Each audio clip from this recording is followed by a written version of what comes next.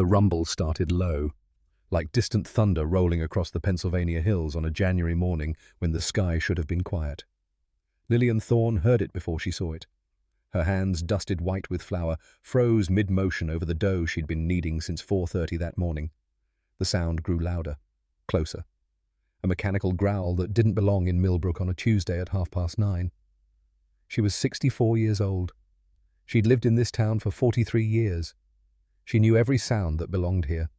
The morning school bus grinding up Maple Street, the whistle from the lumber mill at shift change, the bells from St. Catherine's calling the faithful to Wednesday Mass. This wasn't any of those sounds. Mrs. Palmer burst through the bakery door like someone running from a fire. Her face had gone pale, her eyes wide with something between fear and fascination. "Lillian," she said, breathless, "you need to see this." Lillian wiped her hands on her apron. The red and white checkered one she'd sewn herself 20 years ago, the fabric worn thin now at the edges. She followed Mrs. Palmer to the front window, and what she saw made her blood turn to ice. Motorcycles. Not one, not two, not a handful. 97 Harley-Davidsons rolling down Main Street in perfect formation. 3 columns each stretching the length of the town's single stoplight, chrome glinting in the winter sun, leather-clad riders sitting tall in their saddles, and on every back the same patch, the same skull with wings spread wide, the same words stitched in an arc above and below. Hell's Angels. Lillian's hand found the counter and gripped it. The motorcycles pulled up outside her bakery and stopped. The engines cut off one by one, and the sudden silence felt heavier than the noise. Through the window she watched the lead rider dismount. Tall, maybe 6'2", weathered face, early 40s. A scar ran from his left temple down to his jawline white against tanned skin. He wore black leather from head to toe, his vest covered in patches she didn't understand. When he removed his helmet, dark hair fell past his shoulders. He looked directly at the bakery, directly at her, and started walking toward the door. Behind him, 96 other men did the same. Lillian's mind raced. What had she done? Who had she offended? She'd lived in this town since she was 21.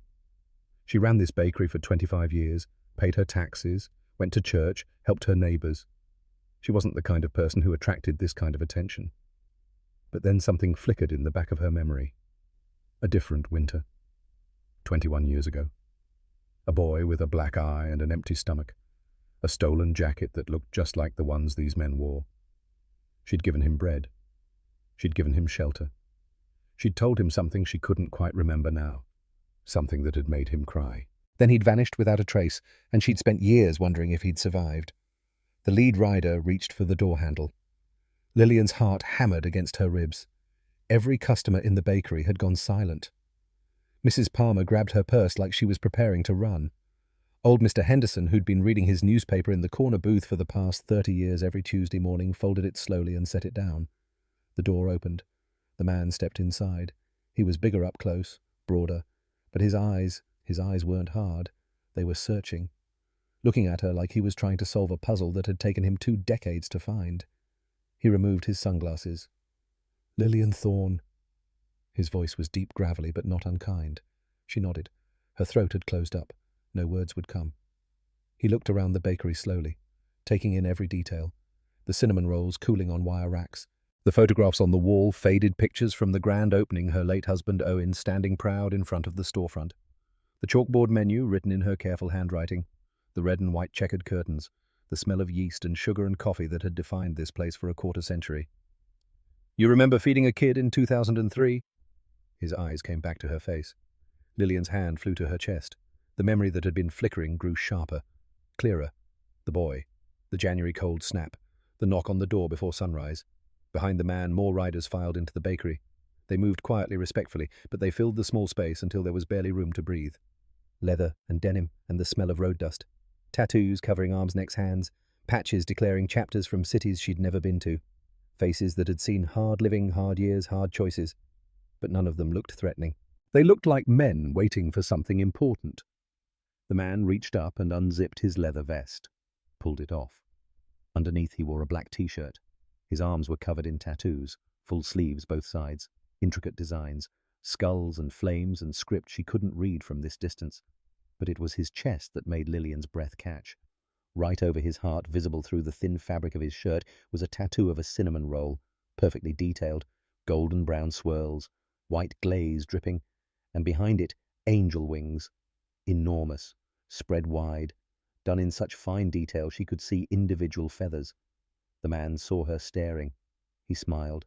It transformed his face, made him look younger, vulnerable. "You told me something that January," he said quietly. The bakery had gone completely silent. Even the coffee maker had stopped gurgling. "You said you matter, kid. The world beat you down.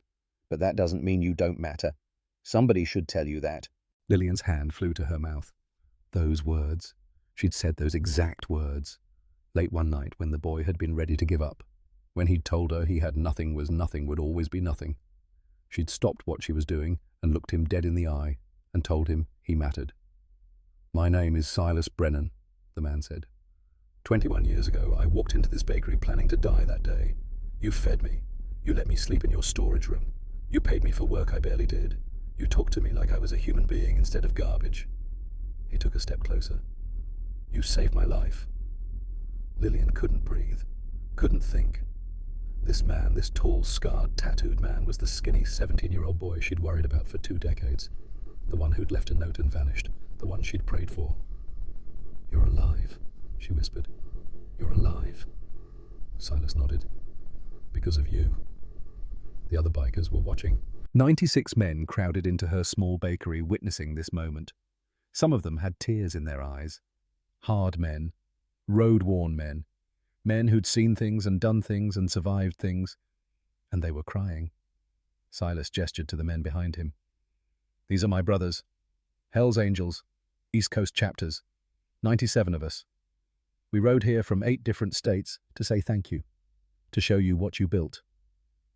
Lillian looked at them with new eyes. They weren't threatening. They were reverent, standing in her bakery like they were in church. "We need to take you back," Silas said. "Back to that winter, because you need to understand what you did and why it changed everything." 21 years earlier, Lillian Thorne had been a different woman. Younger, yes, 43 instead of 64.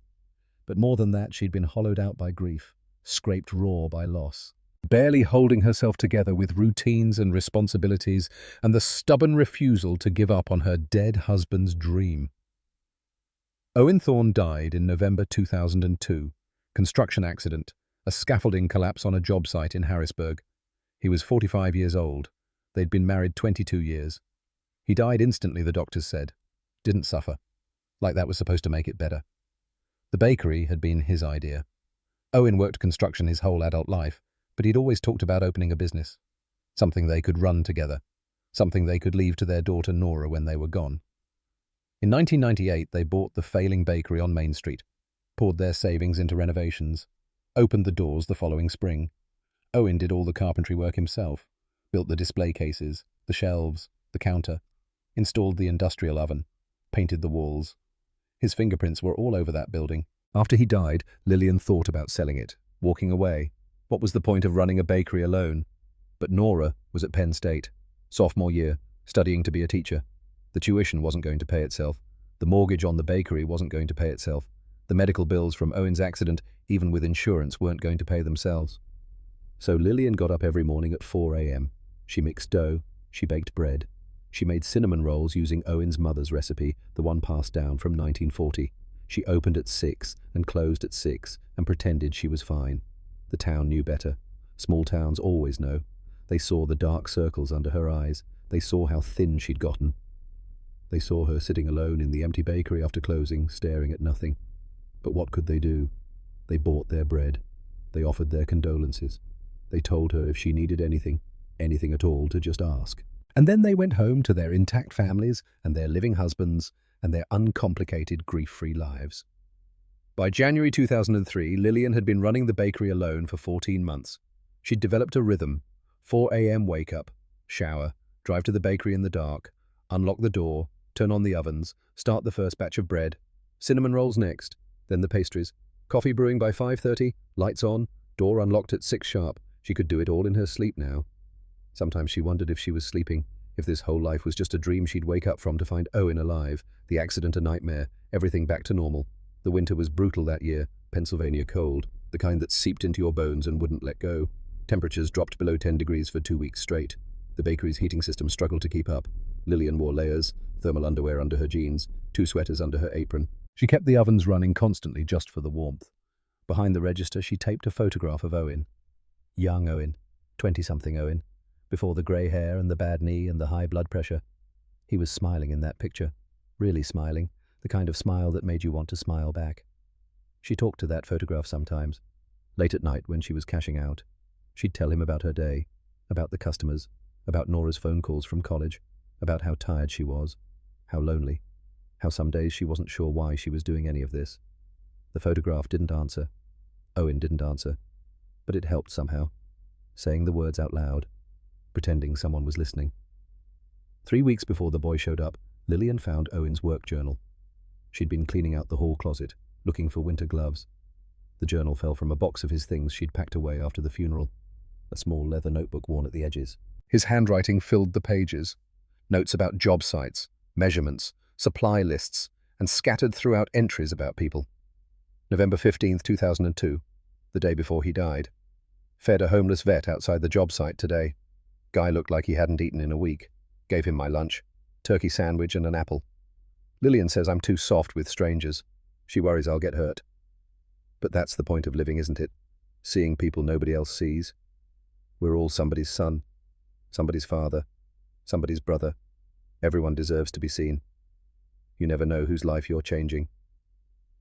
Lillian read those words sitting on the closet floor, read them again and again. Everyone deserves to be seen. That had been Owen's philosophy. She'd forgotten. Or maybe she'd never fully understood. Owen grew up rough. Foster care, group homes, juvenile detention for stealing a car when he was 16.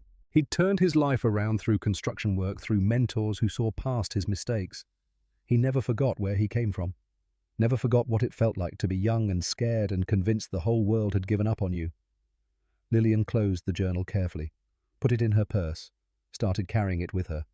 So when the knocking came at 5:30 on that frozen January morning, when she saw the boy through the glass door beaten and desperate and about to give up, she heard Owen's voice in her head.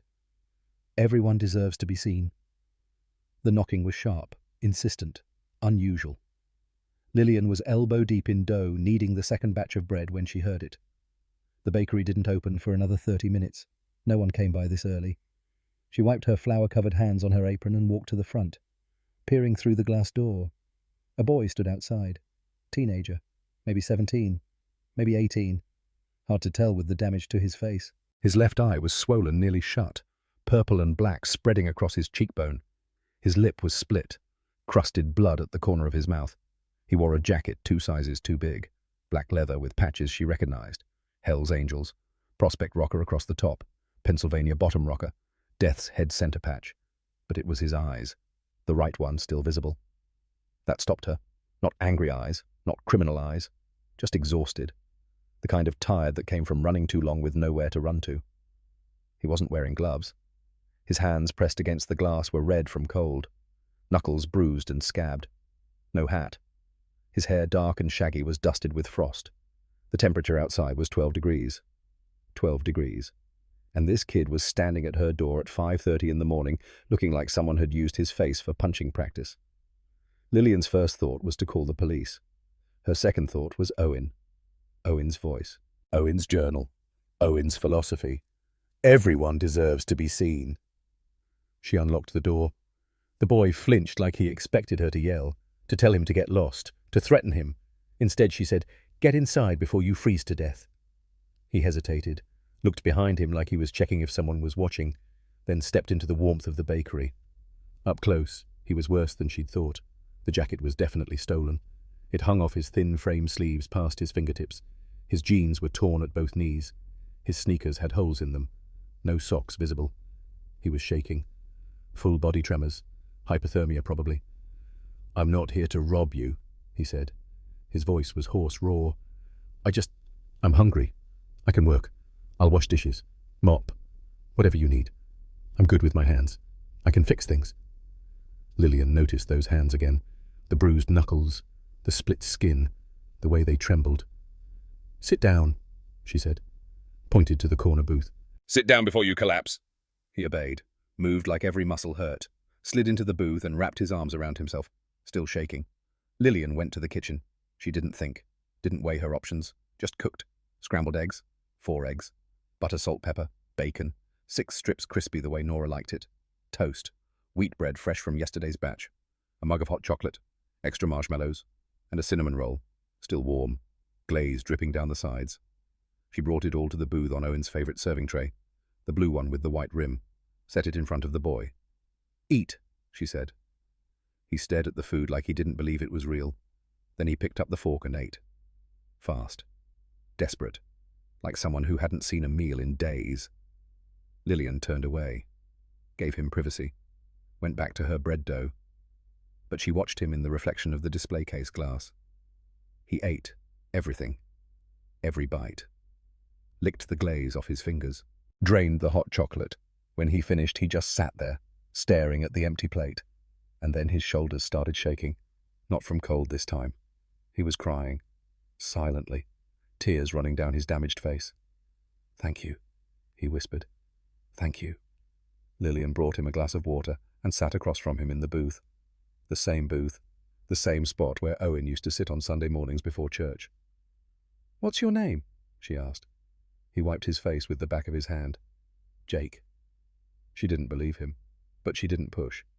"Where are you from, Jake?" He shrugged. "Around." The jacket caught her eye again. Hell's Angels prospect patch. Either he'd stolen it, or he'd been trying to join and it went wrong. Either way, someone had beaten him badly.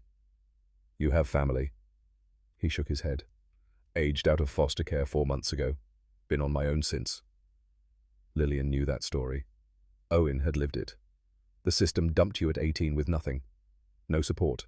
No safety net, no plan, just good luck and don't let the door hit you on the way out. Some kids made it, most didn't. "How long since you ate?" she asked. Jake looked at his hands. 3 days, maybe 4. 3 days. This child had been starving for 3 days. Lillian made a decision. Maybe it was stupid. Maybe it was dangerous. Maybe it would come back to bite her. But Owen's voice was in her head. Owen's journal was in her purse. Everyone deserves to be seen. "I've got a storage room in back," she said. "There's a space heater, some boxes, but I can clear space. It's dry and it's warm. You can stay there if you work. Wash dishes, mop floors, prep ingredients. I'll pay you minimum wage and feed you 3 meals a day." Jake's head snapped up. "Why would you do that?" Lillian looked at Owen's photograph behind the register. The young man with the bright smile who'd believed people weren't disposable. "Because it's cold," she said. "Because you're somebody's son." "Because I can." Jake's eyes filled again. "I'll work hard, I promise. I won't steal. I won't cause trouble." "I know," Lillian said. Though she didn't know. Not really. She was just choosing to believe. The first few days Jake barely spoke. He worked like someone terrified of being kicked out. Up before Lillian arrived. Already sweeping when she unlocked the door at 4:30 a.m. He washed every dish twice. Mopped the floors until they gleamed. Organized the storage room with a precision that surprised her. He ate what she gave him. Always said thank you. Then disappeared into the back room. She'd hear him moving around late at night. Restless. Unable to settle. On the 3rd day, he fixed the oven. Lillian had been meaning to call a repair guy for weeks. The temperature gauge was wonky, running 20 degrees too hot, burning the bottom of her bread. She'd adapted, learned to compensate. But Jake noticed, didn't ask permission. Just took the panel off and started troubleshooting. 2 hours later, the oven was running perfectly. "How'd you learn to do that?" Lillian asked. He shrugged. "Foster homes. You fix things yourself or they stay broken. Learned plumbing, electrical, carpentry, whatever kept me useful." Useful. Like his value was determined by what he could provide. Lillian recognized that mindset. Owen had been the same way. Week 1 turned into week 2. The bruises on Jake's face faded from purple-black to yellow-green. He started eating more, filling out. The constant shaking stopped. He slept through the night instead of startling awake every hour. Lillian found herself looking forward to the quiet companionship. Having someone in the bakery who needed her, who gave her purpose beyond just going through the motions. She told him about Owen late one night while they were cleaning up. About the construction accident. About the scaffolding that wasn't inspected properly. About the funeral where half the town showed up because Owen Thorne knew everybody and everybody liked him. About the crushing weight of trying to keep the bakery running alone. "He was a good man," she said. wiping down the counter for the third time. Grew up rough. Like you. Made something of himself. Always said people weren't disposable. Said everybody deserved to be seen. Jake was quiet for a long moment. Then, my mom died when I was 9. Overdose. Found her in the bathroom. Called 911, but she was already gone. Lillian's heart broke. 9 years old. I'm sorry, she said. That's too young. Too much to carry. He nodded. Kept washing dishes. Foster care after that. 11 different homes in 8 years. Some were okay. Most weren't. Aged out at 18. They give you a trash bag of clothes and a bus ticket and say good luck. That's it. No family. No support. No plan. Lillian set down her rag. What about the jacket? She asked. The Hells Angels patch. His jaw tightened. Met some guys outside Pittsburgh. They said they were Hells Angels. Said they'd take care of me. Give me family. Turned out they were wannabes. Small-time dealers using the name. They wanted drug runners. I said no. He touched the split in his lip, already healing. They beat me. I ran. Stole the jacket off a line because winter was coming and I didn't have a coat. They caught up with me in Harrisburg. Did this. He gestured to his face. Told me next time they'd kill me. So I kept running. Lillian felt something shift inside her chest. This boy, this child, had been running for his life, and somehow he'd ended up at her door. You're safe here, she said. As long as you need to be. Jake looked at her like he wanted to believe it but couldn't quite manage. The conversation that changed everything happened on day 13. Jake was frustrated, angry at himself. He'd dropped a tray of cooling bread, ruined 6 loaves. It was an accident, but he was spiraling. I'm worthless, he muttered, cleaning up the mess. Can't do anything right. Can't keep a job. Can't stay in one place. Can't even carry a damn tray without screwing it up. Lillian stopped what she was doing, walked over, made him look at her. Listen to me, she said. Her voice was firm, the voice she used to use with Nora when her daughter was small and needed to hear the truth. The world beat you down. I get it. Life dealt you garbage cards.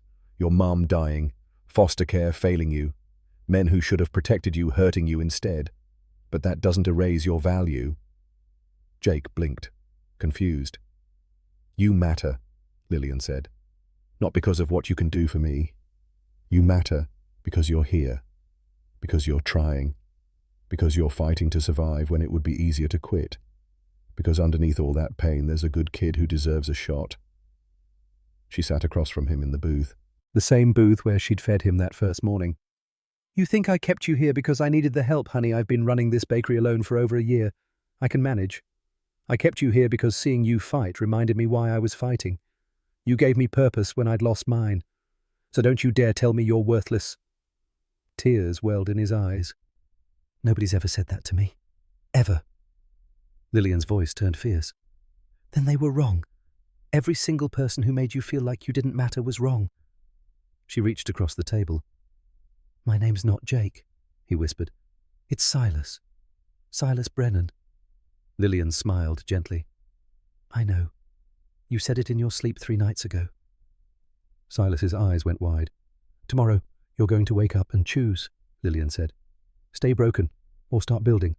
I can't make that choice for you, but if you choose to build, I'll help however I can. That conversation lasted 17 minutes. But it gave Silas Brennan a foundation he'd spend the next 21 years building on. 3 days later, he left. Lillian arrived at 4 a.m. to find the storage room empty, clean, organized better than it had been before he arrived. The space heater was unplugged and pushed against the wall. The blankets were folded. His few possessions were gone. For a moment, panic seized her. Had something happened? Had the men who hurt him found him? Then she saw the envelope on the counter. Her name written in careful block letters. Inside was a note and $220. Every cent she'd paid him, plus the 20 extra she'd slipped into his last paycheck. He'd left it all. Lillian's hands shook as she read his words. You saved my life. I'm going to make you proud. I'll find you again when I've done something worth showing you. Thank you for seeing me. Thank you for feeding me. Thank you for telling me I matter. I'll never forget. Silas. She cried into her coffee that morning. Cried while she mixed dough. Cried while the first batch of bread baked. Mrs. Palmer came in at 6:30 and found her red-eyed and exhausted. "You all right, honey?" the older woman asked. Lillian nodded, lied. Just tired. She wanted to tell someone about Silas, about the boy she'd helped, about the hope she had that he'd be okay. But what if she was wrong?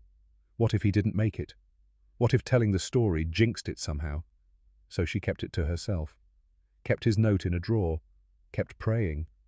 Days turned to weeks, weeks turned to months. Lillian went back to her routine, baking bread, serving customers, keeping Owen's dream alive.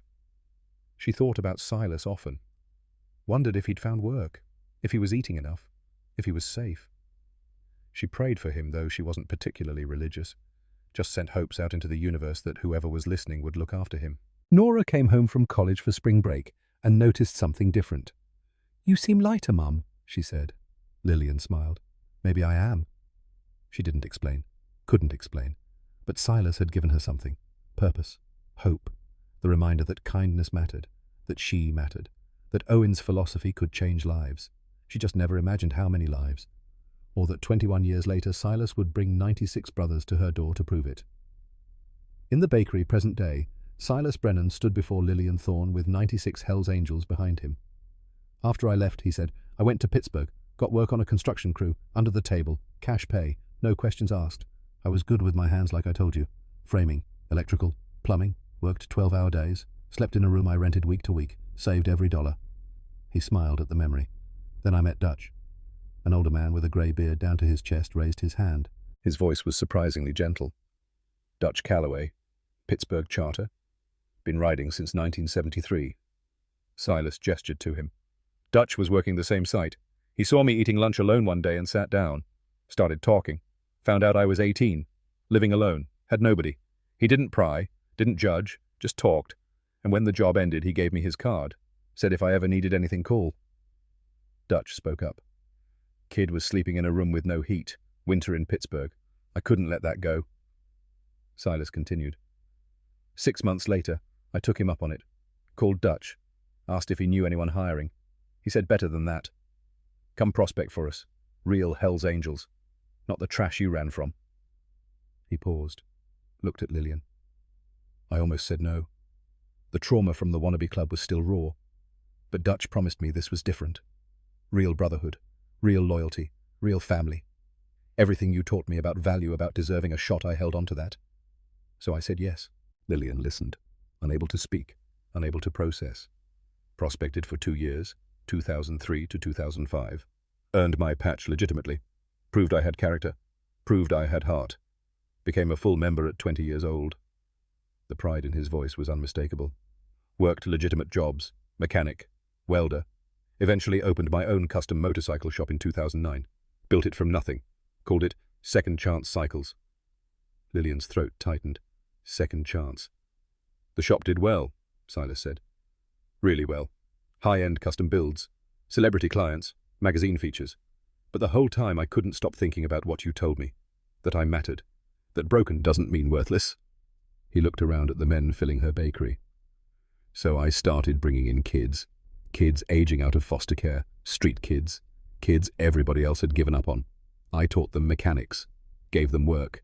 Paid them fair wages. Treated them like humans. A younger biker stepped forward, maybe mid-30s, kind eyes. "I'm Ezra Dalton. Silas hired me 8 years ago. I was 25, fresh out of prison. Nobody would touch me. He gave me a shot. Now I run my own shop in Baltimore. I prospect for the club because of him." Silas put a hand on Ezra's shoulder. "Ezra wasn't the first, wasn't the last. Over 15 years I've hired maybe 60 kids. Some didn't make it, some couldn't handle it, but some became incredible. Mechanics, welders, shop owners, Hells Angels." He pulled down his t-shirt collar, showing more of the cinnamon roll tattoo. "Got this in 2006, 3 years after I left your bakery. The artist thought I was crazy, a cinnamon roll with angel wings. But I told him the story, about the woman who fed me, about how it was the first time I felt like someone cared if I lived or died." His voice cracked. He did it for free. Said it was the most beautiful thing he'd ever heard. Lillian was crying now. Couldn't stop. Tears running down her face, dripping onto her apron. "I didn't do anything special," she whispered. Silas shook his head. You did everything. You saw value where everyone else saw garbage. You gave hope to someone who'd given up. You saved a life that went on to save 60 more, and those 60 will save 600, and those 600 will save 6,000. He knelt beside her chair, looked her in the eye. Because kindness doesn't end, Lillian. It multiplies. The bakery was completely silent now, except for the sound of grown men trying not to cry. I've been looking for you for 3 years, Silas said. We've been looking for you, all of us, and we finally found you. Because we needed to say thank you. We needed to show you what you built. We needed you to see what happens when one person chooses kindness. He stood, gestured to the 96 men. We rode here from 8 states: Pennsylvania, New York, New Jersey, Maryland, Virginia, Ohio, West Virginia, Massachusetts. Some of these guys left at 4 a.m. yesterday, rode through the night, because I told them about you, about what you did, about the woman who fed a starving prospect and asked no questions. Lillian looked at them, really looked at them. These men, these Hell's Angels, these supposed outlaws. And she saw what Silas saw: family, brotherhood, people who'd been saved and were now saving others. We came to do 3 things, Silas said. His voice carried through the bakery, strong, clear, full of purpose. First, to say thank you, on behalf of every kid you ever helped, every meal you ever gave, every kind word. Thank you. You changed my life. You changed 400 lives. You changed the lives of everyone in this room. We rode here to say thank you in person, to show you that kindness ripples, that one person choosing to see value can change the world. Mrs. Palmer was crying now. Mr. Henderson too. Every customer in the bakery. Second, Silas continued, to introduce you to the family. Every man in this room is part of something called Second Wind Foundation, either as a mentor or as someone who came through the program. We wanted you to meet them, to see what you built, to understand that you're not just some woman who ran a bakery. He paused. You're the reason 400 kids have futures. The men nodded. Some wiped their eyes. And third, Silas said. He reached into his vest pocket, pulled out a thick envelope. To present you with something. Something that's going to change your life. Something you absolutely deserve. Something that will let you keep doing what you do best. Seeing value in people everyone else overlooks. He handed her the envelope. Heavy, official looking. Lillian's hands shook as she took it. What is this? She asked. Silas smiled, that same vulnerable smile from when he was 17. Open it, he said. Because what's inside is going to show you what 400 kids, 97 Hell's Angels, and 1 grateful man think you're worth. Lillian looked down at the envelope in her trembling hands. 21 years ago, she'd fed a starving boy and told him he mattered. Now he'd come back to show her that those 17 minutes had changed the world. But before Lillian could open the envelope, the bakery door swung open again. A young woman stepped inside, mid-20s, nervous eyes that scanned the room full of leather-clad bikers before landing on Silas. She held a baby on her hip, maybe 6 months old, wearing a pink onesie covered in little stars. The baby gurgled, reached toward the display case with tiny hands. Silas waved her forward, his face softening.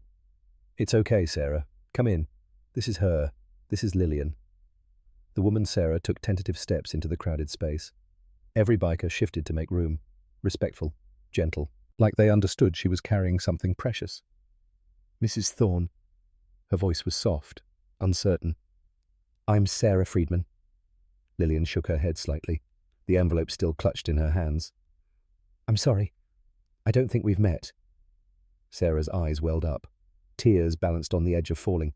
No, we haven't. But you knew my brother. 2008.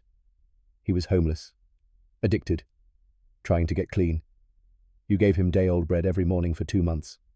Through the back door. Before you opened. You never asked for anything. Just handed him a bag and told him to take care of himself. The memories surfaced slowly, like photographs developing in a darkroom. A young man, early 20s, hollow eyes, track marks on his arms. He'd knocked on the back door one morning in late winter, asked if she had any old bread, anything she was going to throw away. So she'd started saving it for him. I remember, Lillian said quietly. Blonde hair, thin. Told me his name was Christopher. Sarah nodded. The tears spilled over now. Christopher Friedman. My older brother. He died 4 years ago. Overdose. He'd been clean for 18 months. Longest stretch of his life. But he relapsed. One time. It killed him. The words hung in the air. Heavy. Final. I'm so sorry, Lillian whispered. Sarah shook her head quickly. Don't be sorry. Those 18 months. He was himself again. He got an apartment, a job. He called me. We talked. Really talked. He told me about you. About the woman at the bakery who treated him like a person. Who didn't judge him. Who fed him when he was starving. She shifted the baby to her other hip. He said you saved his life. That those 2 months of knowing someone cared, it gave him the strength to try rehab. He went. He got clean. And even though he didn't stay clean forever, he had 18 good months. 18 months where he was my brother again. Sarah's voice broke. That's because of you. Lillian's heart ached. That deep old ache that came from knowing you'd touched someone's life but couldn't save them completely. I wish I could have done more, she said. Sarah smiled through her tears. You did enough. More than enough. And that's why I'm here. She looked at Silas. He nodded. I found the Second Wind Foundation 2 years ago. I was pregnant. Alone. Terrified. My boyfriend left. My family had cut me off. I had nothing. Sarah's voice grew stronger. The foundation helped me, gave me a place to stay, helped me get my GED, found me job training, childcare. Now I work as a medical assistant. I have my own apartment. I'm stable. She looked at Lillian. And it's because of the foundation Silas built. The foundation you inspired. The baby reached for Lillian, little arms stretching. Sarah laughed softly. She likes you. Lillian took the baby without thinking. Years of muscle memory from when Nora was small. The child settled against her chest, grabbed her apron strings and smiled. She smelled like baby shampoo and milk, like innocence and possibility.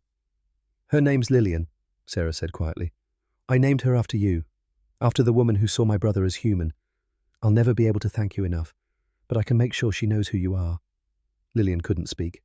She held baby Lillian close, felt the tiny heartbeat.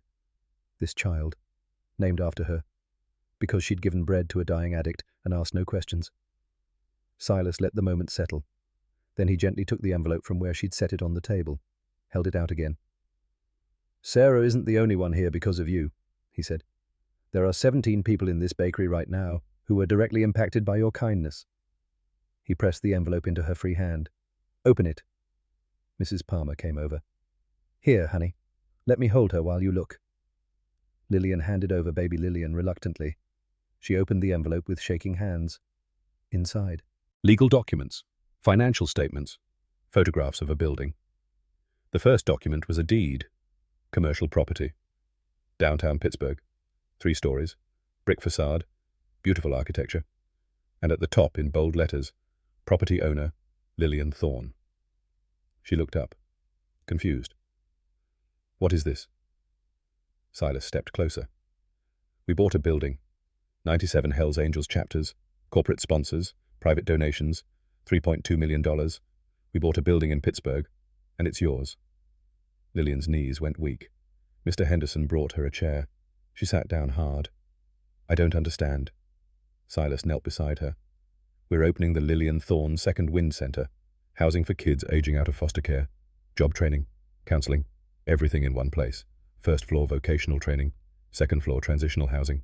Third floor counseling center. Lillian stared at the papers, at her name on the deed. But I can't, she whispered. I don't know how to run something like that. I'm just a baker. Silas smiled. You already did it. Right here. For 25 years. You ran a place where broken people felt safe. That's the program. Everything else is just logistics. He pulled out more papers. We've hired staff, a director, counselors, instructors, but we want you to run it. Be the heart of it. Do what you do best. See people. Feed them. Tell them they matter. Lillian couldn't breathe. I can't, she said again. I'm 64 years old. What if I fail? What if I let those kids down? Silas took her hand. You think I wasn't terrified when Dutch invited me to Prospect? I had no idea what I was doing. I just knew what you'd done for me, and I tried to do the same thing. He held her gaze. You told me tomorrow you wake up and choose. Stay broken or start building. Remember, Lillian nodded. I'm asking you to choose, Lillian. You can stay here. Keep this quiet life. Or you can build something that will outlive you. Something that will save kids sitting in storage rooms right now. He squeezed her hand. I can't make that choice for you, but you're capable. You're exactly who those kids need. Dutch Calloway stepped forward. Ma'am, you taught this man to see value in broken things. He taught us. We teach the kids. That's the program. One person seeing another person and deciding they're worth the effort. Ezra Dalton moved closer. Mrs. Thorne, I was one of those kids, 8 years ago, 25 years old, fresh out of prison. Nobody would hire me. His voice was steady. Silas took me in, taught me welding. When I stole $300 from the register because I owed a loan shark, he could have called the cops. Instead, he sat me down, told me I had a choice. Same words you said to him. I chose building. Now I run my own shop. He looked at Lillian. That's because Silas passed on what you gave him. One by one, other men shared their stories, quick testimonies. A mechanic in Maryland who'd taught a homeless kid for free. A teacher in New Jersey who'd paid for someone's GED test. An old man in Delaware who'd given a job to an ex-convict. A waitress in Massachusetts who'd fed a hungry teenager. People who'd seen value in nothing and changed everything. Lillian listened, heard the pattern. Someone cared when no one else did, but the fear was still there. What if I'm not enough? She asked again.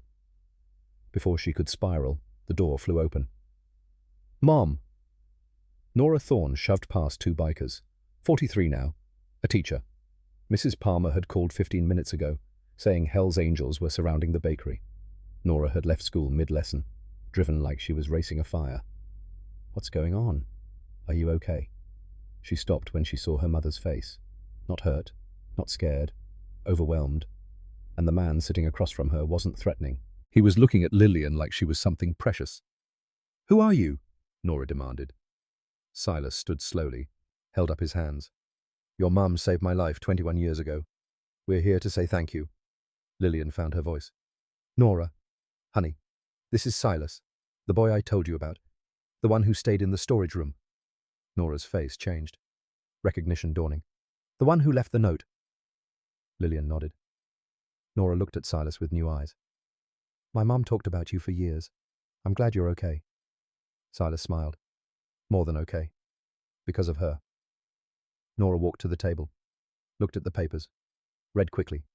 Her eyes widened. Mum, is this real? Lillian nodded. Nora looked at Silas. You want her to run this? He nodded. Nora sat next to her mother, took her hand.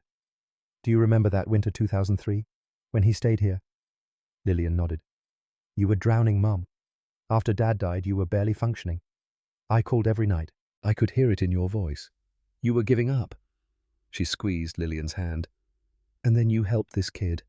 And something changed. You came back to life. He saved you too, Mum. Lillian's tears came harder.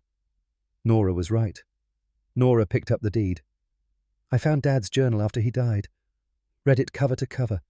His last entry the day before he died, he wrote about feeding a homeless vet. He said everyone deserves to be seen. That was his philosophy, Mum. And now 97 bikers rode here to prove you lived it. Nora's voice broke. Dad would be so proud. Do this. Do it for him. Do it for Silas. Do it for all those kids who need someone to see them. Lillian stood slowly, looked around the bakery. At the walls Owen had painted, at the display cases he'd built, at his photograph behind the register, at the mixer he'd bought her, still working after 20 years, at the cinnamon roll display, the recipe from 1940. She looked at Silas, at the man he'd become, at the 96 others standing in her bakery, at Nora, at Sarah holding baby Lillian, at the papers promising a building and a chance to help hundreds more kids. Owen's words echoed. Everyone deserves to be seen. She thought about Silas at 17, ready to die, and how one conversation had given him a foundation. She thought about the 400 kids already helped. She thought about the future kids, still sleeping in storage rooms, still believing they didn't matter. Silas, she said, her voice stronger now. He looked at her. I'll do it, she said. The words felt huge, terrifying. Right. On 3 conditions. Silas smiled. Anything. She pointed to the papers. We named the mechanics program after my husband, the Owen Thorne mechanics program. He believed in second chances because he lived one. Silas's eyes glistened. Done. Lillian turned to Nora. The culinary program gets named after my daughter, the Nora Thorne culinary program. She's a teacher. She knows how to see potential. Nora gasped, started crying, threw her arms around her mother. Lillian held her, then looked at Silas. And every kid who walks through those doors gets a cinnamon roll, fresh, warm, made from the same recipe that saved your life, because they need to know someone cares. Silas crossed the distance, pulled Lillian into a hug, strong, grateful. 21 years of thank you compressed into one embrace. The bakery exploded, 97 voices cheering, whistling, applauding. Lillian laughed and cried at the same time. Silas held her. Then Nora joined, then Sarah with baby Lillian, then Dutch, then Ezra, until it became a mass of bodies and leather and tears and laughter. Broken people made whole, lost people found. Everyone eats, Lillian shouted. That's the rule. She went behind the counter, started pulling out trays. The bikers helped, coffee brewing, conversation flowing. Someone opened the door. The celebration spilled onto the sidewalk. Townspeople who'd been watching nervously approached. Mrs. Palmer first, then others. The bikers weren't threatening. They were laughing, eating, talking about hope. Children walked right up.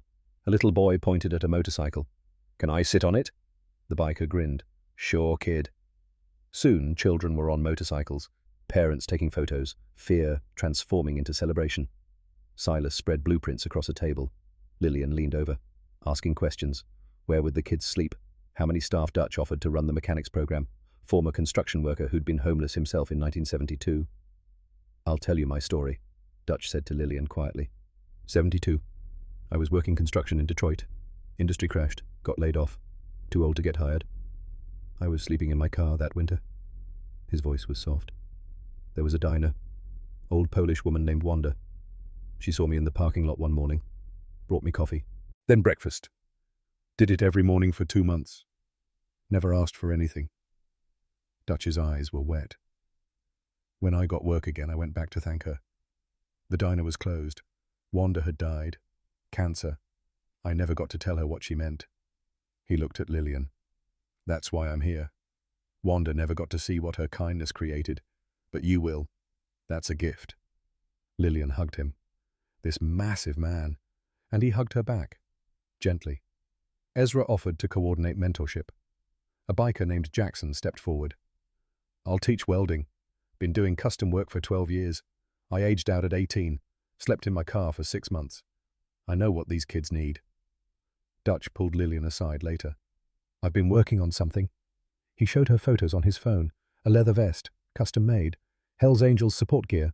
On the back, Lillian Thorne, where it started. We'll present it at the grand opening, Dutch said. Lillian's hands shook. It's perfect. The party lasted 3 hours. By sunset, the bikers were preparing to leave. 97 engines fired up. The rumble shook windows, but this time the town waved. The bikers waved back. Silas was the last to leave. He hugged Lillian. See you in Pittsburgh next week. We've got work to do. She nodded. I'll bring cinnamon rolls. He laughed. I know you will. He climbed onto his motorcycle, then stopped, looked back. Lillian, that morning, when I knocked on your door, I had a plan. I was going to walk into the woods and not come back. I'd already picked the spot. His voice broke. You didn't just feed me. You gave me a reason to see the next sunrise. I'll never be able to repay that, but I can spend the rest of my life passing it forward. He started his engine. Thank you. For everything. Then he was gone. 97 motorcycles disappearing down Main Street. Lillian stood on the sidewalk, Nora beside her, half the town watching. Mom, Nora said. Are you okay? Lillian smiled. I think I just found out what I'm supposed to do with the rest of my life. She looked at the bakery, at the building Owen had poured his heart into. Your father always said everyone deserves to be seen, she whispered. I thought I understood, but I didn't. Not really. It's not about the food. It's about the moment. The choice to stop, to look someone in the eye, to tell them they're worth your time. Nora took her mother's hand. So you're really going to do this? Lillian nodded. I'm terrified. But yes, because 400 kids have been saved, and there are thousands more waiting. And if I can be to them what I was to Silas, that's enough. She looked at the blueprints through the window. This is where it starts. Again, with me choosing to believe I'm capable, just like I asked Silas to do. She smiled. Turns out the advice works both ways. That night alone in the bakery, Lillian pulled out Owen's journal. Read the last entry again. We're all somebody's son. Everyone deserves to be seen. I know now, she whispered to the photograph. I saved Silas. He saved 400. They'll save thousands. Because you taught me to see people. She closed the journal. Tomorrow she'd start the process. The paperwork, the planning. Tomorrow she'd begin building something that would outlive her. But tonight she sat in the quiet bakery, in the building her husband had built. And for the first time since he died, she felt him with her, proud, smiling. Outside, the Pennsylvania winter night was cold, but inside, warmth lingered, the promise of morning, the knowledge that kindness once planted grows in ways you can never predict. Lillian Thorne had fed one boy. That boy had fed 400 more, and the ripple was just beginning. 6 months later, the Lillian Thorne Second Wind Center opened its doors in downtown Pittsburgh. The building was magnificent. 3 stories of restored brick that caught the morning sun and held it like a promise. Windows stretched floor to ceiling on the first level, inviting the world to look inside, to see what happened when broken things were given the chance to heal. 200 people gathered on the sidewalk that Saturday in July, local politicians positioning themselves for photographs, business owners in expensive suits writing checks, foster care advocates with tears already streaming, news cameras from 3 networks, reporters with notebooks and questions, and in the center of it all, Lillian Thorne, 65 years old, silver hair pulled back in the same style she'd worn for 40 years, wearing the custom vest Dutch had commissioned. Black leather with careful stitching across the back, Lillian Thorne, where it started.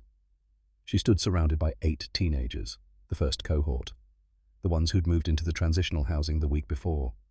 7 boys and 1 girl, ages 17 to 19, all of them aged out of foster care with nowhere to go and no one who cared.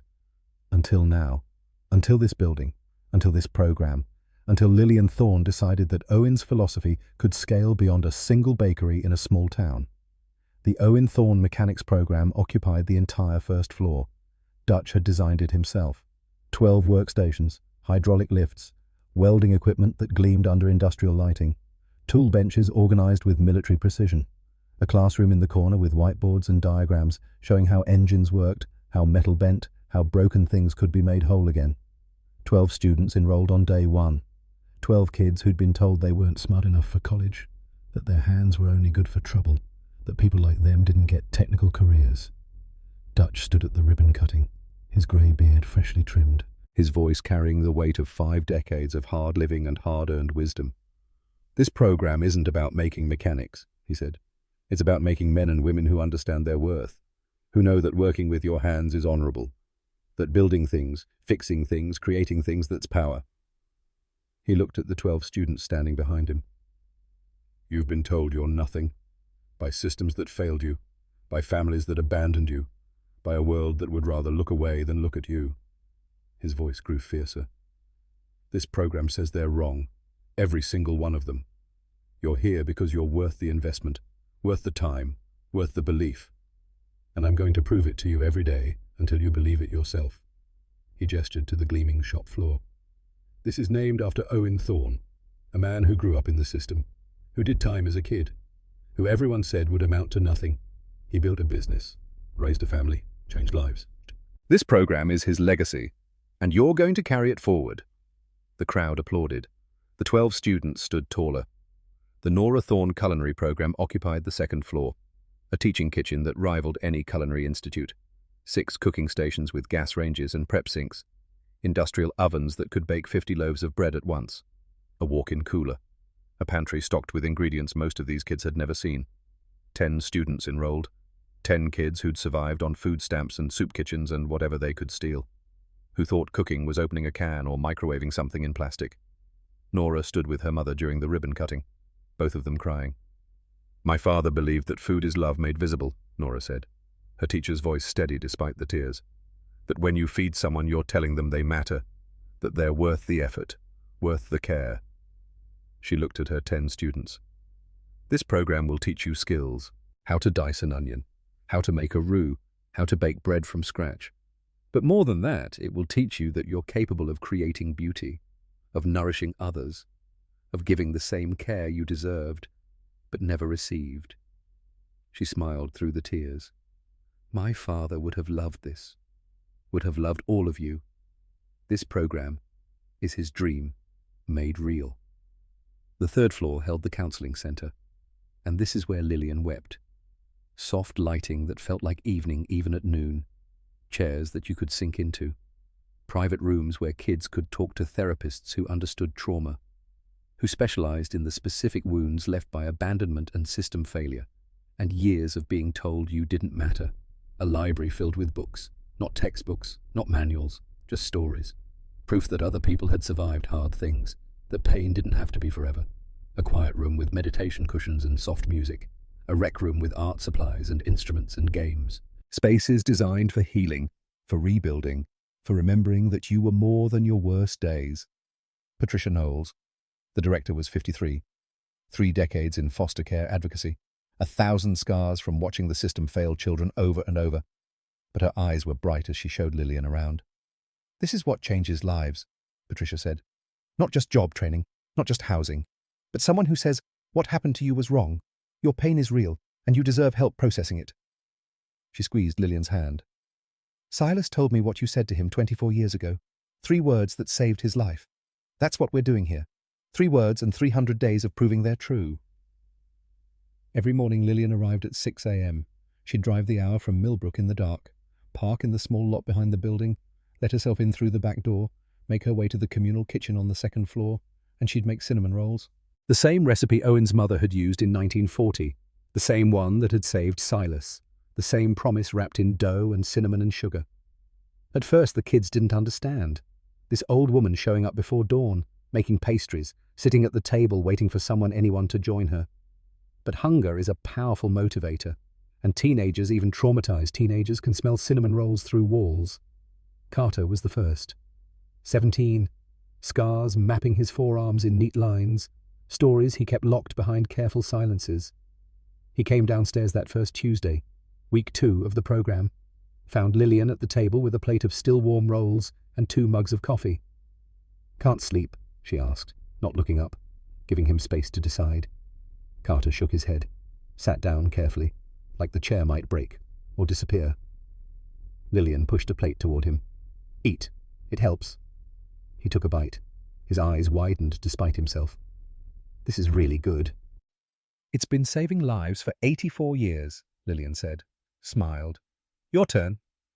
They sat in silence for a while, Carter eating, Lillian drinking her coffee, the early morning light starting to creep through the windows. Why do you do this?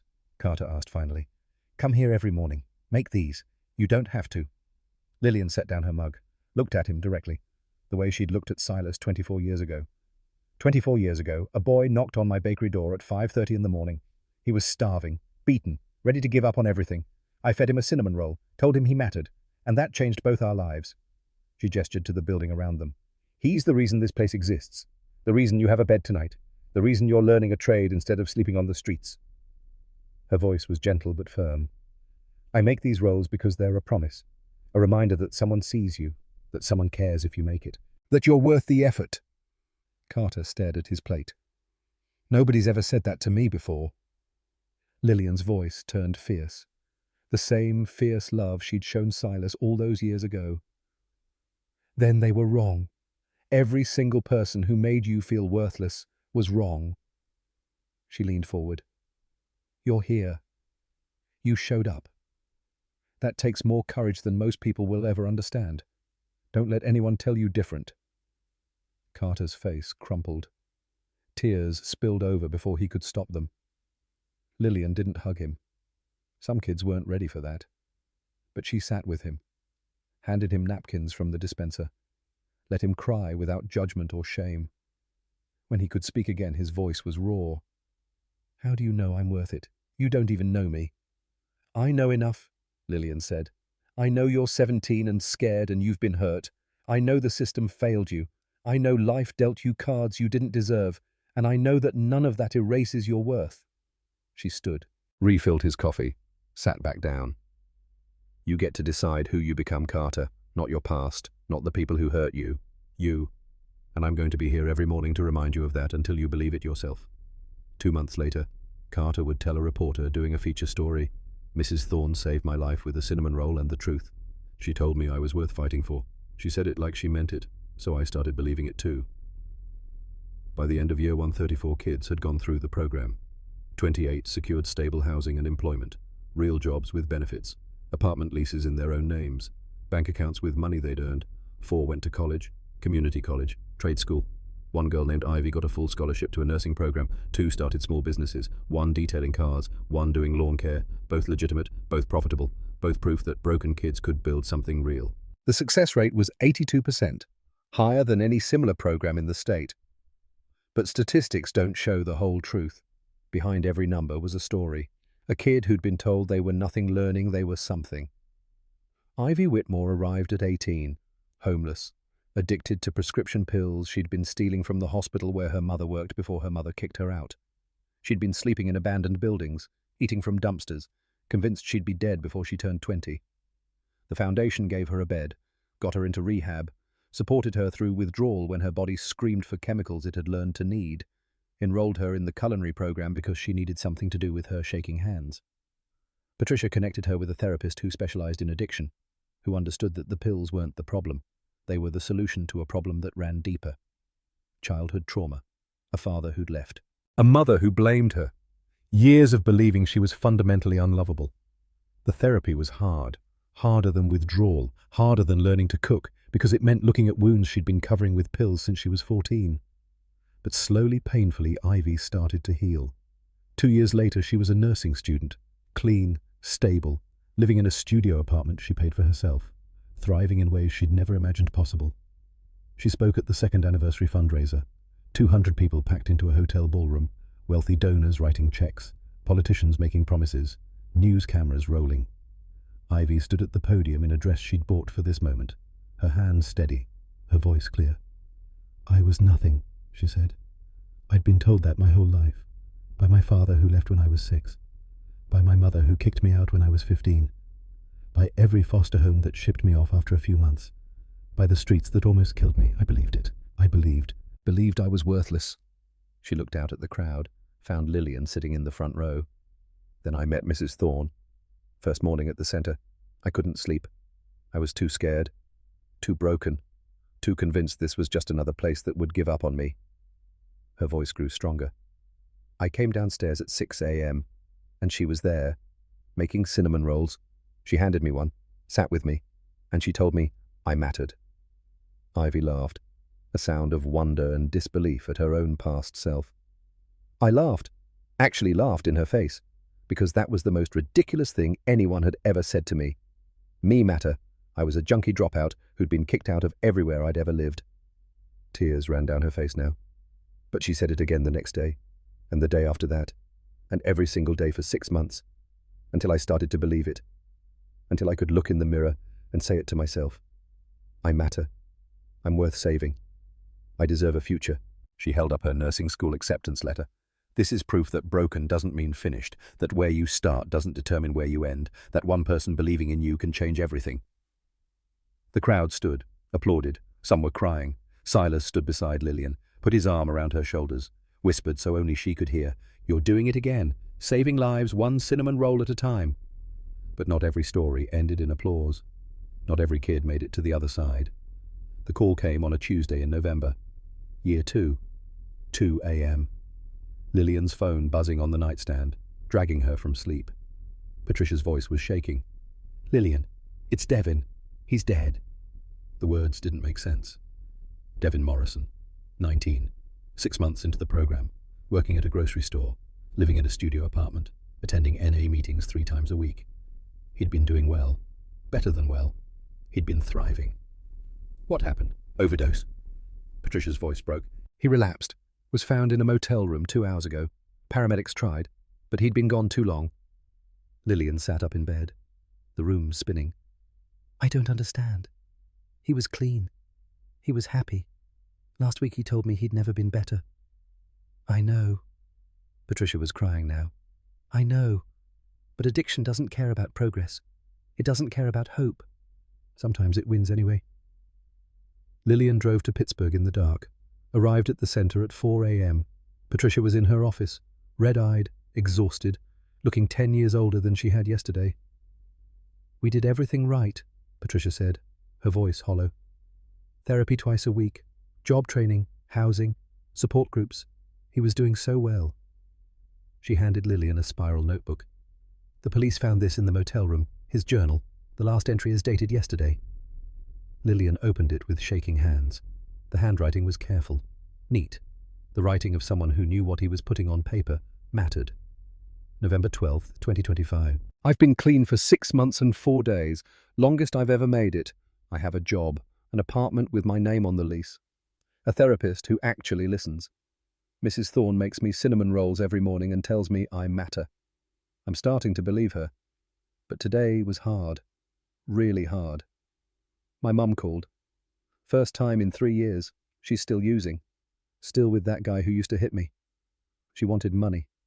I said no. Told her I couldn't. Told her I was clean and I needed to stay that way. She laughed. Said I was weak. Said I'd never make it. Said I was just like her and I might as well stop pretending. And now all I can think about is getting high. Just once. Just to make her voice stop echoing in my head. I know I shouldn't. I know what I'll lose. The apartment, the job, Mrs. Thorne's cinnamon rolls, Dutch teaching me to weld, Patricia believing in me. But the pain is so big, so loud. I'm not sure I can carry it. I'm going to try to make it through tonight. I'm going to call my sponsor, go to a meeting, do all the things they taught me. But if I don't make it, if this is the last thing I write, I want someone to know. Those 6 months were the best of my life, because someone finally saw me. Someone told me I was worth saving, even if I couldn't save myself. Thank you, Mrs. Thorne, for everything. I'm sorry I wasn't strong enough." The journal fell from Lillian's hands. She couldn't breathe, couldn't see through the tears. "I failed him," she whispered. "One more conversation. One more cinnamon roll. One more—" "No." Patricia's voice was sharp, cutting through Lillian's spiral. "You didn't fail him. Addiction did. His mother did.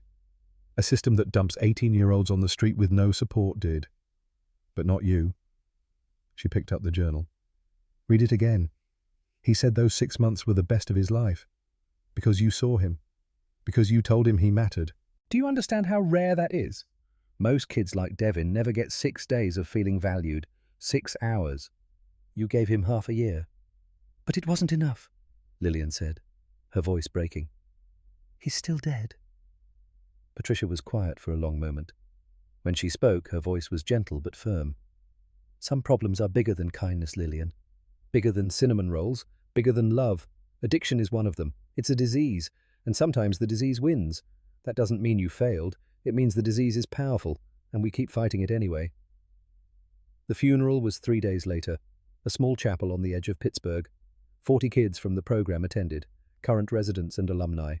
They filled the pews wearing their best clothes, crying openly, unashamed. Silas spoke, standing at the podium with Devin's journal in his hands. Devin Morrison was 19 years old. He aged out of foster care at 18 with $300 and a trash bag of clothes. The system failed him. His family failed him. Addiction nearly destroyed him.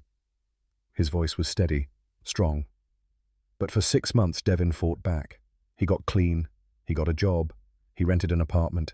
He built a life. He learned to weld. He made friends. He ate cinnamon rolls every morning and learned to believe he mattered. Silas held up the journal. "The night he died, he wrote this. He said those 6 months were the best of his life, because someone finally saw him, told him he was worth saving." He looked directly at Lillian. "That was you. That was this program. That was all of us choosing to care when the world said he wasn't worth it." His voice grew fiercer. "Devin's death doesn't erase those 6 months. It doesn't mean we failed. It means addiction is brutal. It means the fight is hard. It means we don't save everyone." He paused. Let the weight settle. "But that doesn't mean we stop fighting. It means we fight harder." For every kid still sitting in a storage room wondering if they matter. For every teenager standing outside a bakery at dawn, trying to decide if today's the day they give up. For everyone who needs someone to choose them when no one else will. After the funeral, Lillian sat alone in the center's kitchen, the place where she made cinnamon rolls every morning. where she'd sat with Devin dozens of times, where he'd told her about learning to weld about his apartment, about feeling human for the first time in his life. Silas found her there an hour later, sat down without speaking. The silence stretched, comfortable, shared. Finally, Lillian spoke. "I can't do this. I can't watch another kid die.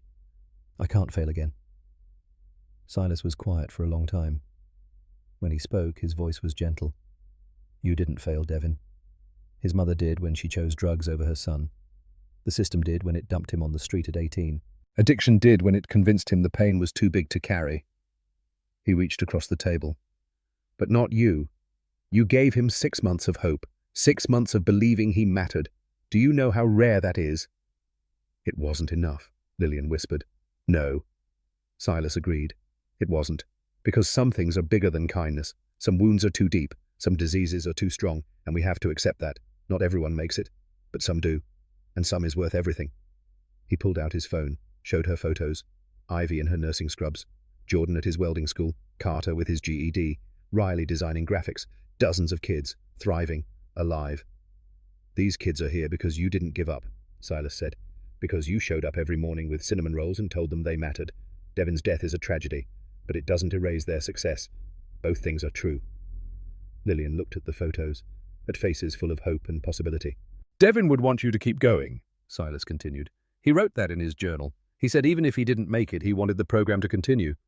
Because other kids deserve what he had. 6 months of hope." Lillian nodded slowly, stood up, walked to the pantry, started pulling out flour and sugar and cinnamon. "What are you doing?" Silas asked.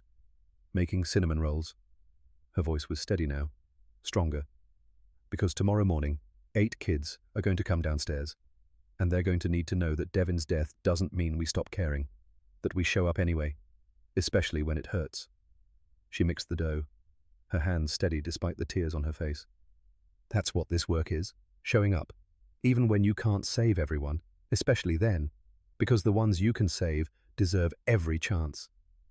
Silas watched her work. "You're the strongest person I know." Lillian shook her head. "I'm not strong. I'm just stubborn. Owen taught me that broken doesn't mean finished. I'm going to teach these kids the same thing, even when some of them don't make it, because the ones who do deserve everything I have to give." 3 years after the centre opened. January, a Tuesday morning. Lillian was 67 now. Her hands shook from arthritis. Her steps were slower. The drive from Millbrook took longer because she had to stop twice to rest. But she still arrived at 6 a.m. She made her way to the kitchen, started preparing dough, the familiar ritual, flour and sugar and butter and yeast, the recipe she could make in her sleep. Footsteps on the stairs. She looked up. A boy stood in the doorway. 17. Black eye fading to yellow-green, split lip healing, wearing clothes from the donation box that didn't quite fit, clutching a backpack that held everything he owned. He looked terrified, lost, like he'd been dropped into a world he didn't understand. Lillian knew that look. She'd seen it on Silas's face 27 years ago, on Carter's face 3 years ago, on dozens of faces in between. "Can't sleep?" she asked gently. The boy shook his head. "What's your name?" "Marcus." "Hi, Marcus. I'm Lillian." She smiled. "You hungry?" He nodded, cautious. She gestured to a chair. "Sit. Coffee's ready. Rolls in 20 minutes. Marcus sat carefully, like the furniture might break, or disappear, or turn out to be a lie like everything else in his life. Lillian poured coffee, sat across from him. "You just got here yesterday?" "Yeah." His voice was rough, unused to kindness. "They said I could stay, learn welding, but I don't know why. I'm nobody." Lillian's heart broke. The same words, always the same words, different voices, same pain. "That's not true. You're here because you showed up. That takes more strength than you know." Marcus stared at his coffee. "You don't know me." "I know enough. I know you're 17. I know you're scared. I know someone hurt you. I know the system failed you. And I know that none of that makes you worthless." She leaned forward. "Look at me, Marcus." He looked up, eyes wet. "You're here. You're trying. That's what matters." Before she could continue, more footsteps. Heavier. Silas appeared in the doorway. He looked at Marcus, at the boy with the black eye sitting at the table. at Lillian across from him. His face softened, like he was looking through time, seeing himself at 17, seeing every kid he'd helped since, seeing the unbroken chain of people choosing to care. He walked over, pulled out a chair, sat down. "I was you," he said to Marcus.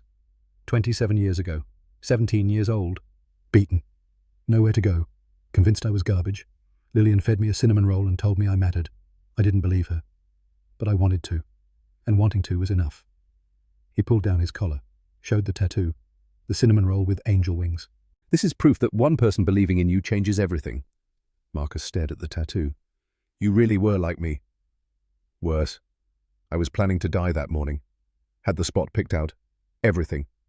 But I knocked on Lillian's door first, and she chose to see me. And here I am, 27 years later, running this program, helping kids like you, like I was. The timer went off. Lillian stood, pulled the rolls from the oven. Perfect. Golden.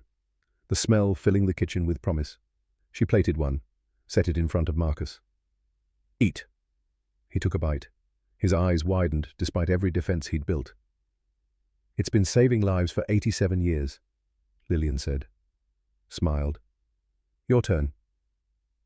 Over the next hour, 15 other kids came downstairs, drawn by the smell, by the sound of voices, by the knowledge that Lillian was there.